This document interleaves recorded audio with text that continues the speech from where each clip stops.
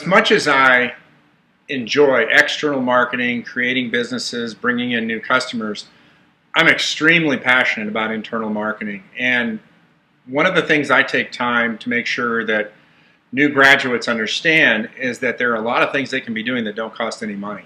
And there are a lot of things, what we call internal marketing within the office, that don't require a large capital expenditure. So today I'm going to talk about post-operative calls. And I'm going to allay one of your objections, okay, right off the bat, because I've heard them. And once again, what we're talking about is the skill set required to be an entrepreneur, not an employee. If you're an employee, you don't have to do this, okay? But if you want to break out of that mold and get into the skill set of being an entrepreneur, this is a component that you need to do initially.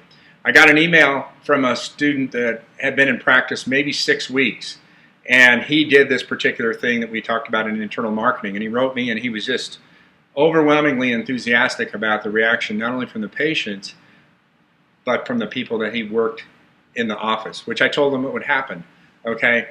So here's the rule for post-operative calls. Anyone who receives an injection is like, whoa, that's a lot of work. They're called every evening, okay? And the call goes something like this. Hey, Mrs. Smith, this is Dr. Larkin. I just want to make sure that the numbness wore off and everything feels okay. You know, and a lot of times you're going to get an answering machine, and, you know, I mean, these are very, very brief calls. But they are giant goodwill calls because it sets the tone as to who you are, the level of care in which you want to provide for this patient, and, you know, the business that you're building, okay? You're setting the tone, okay?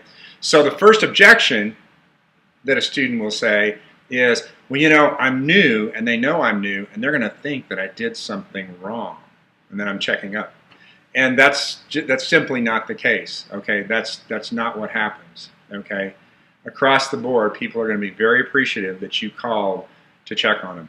Now, so the first is the patient, okay? The second is the key person. There's an administrator in every office. It's not the doctor. The doctor doesn't run the office. The doctor doesn't know squat, okay? But there's an individual, a key person in every office, and when you come into a new situation, they are watching you like a hawk. They're watching you clinically. They're watching you. They're watching your personal skills. They control your patient flow. Believe it or not, they are much more control of what you do than what you're aware of. Okay.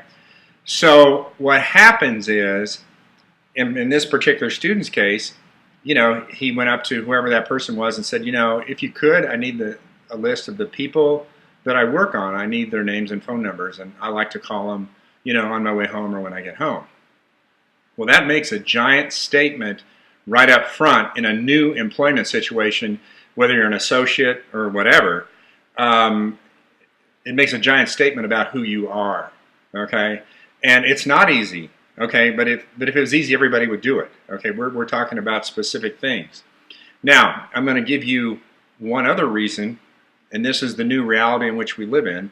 I'm also aware of a recent graduate who, right out of the box, got a bad review on Google because a filling was rough when the numbness wore off, okay? Now, this is the new reality, okay? This is a patient getting home and being pissed and going to the internet and, you know, causing you problems, okay? So, a post-operative call which says, hey, the numbness wear off, does everything feel okay? And the patient says, no, the tooth feels very rough, okay? That gives you an opportunity to say, you know what, can you be in the office tomorrow morning at 8 o'clock? Let me take a look and see what's causing the problem, okay? So there are many, many reasons now to have this level of customer service, and post-operative calls for someone starting out in any situation, whether you're an owner or an associate, make a very strong statement as to who you are and what level of care you intend on providing in the future.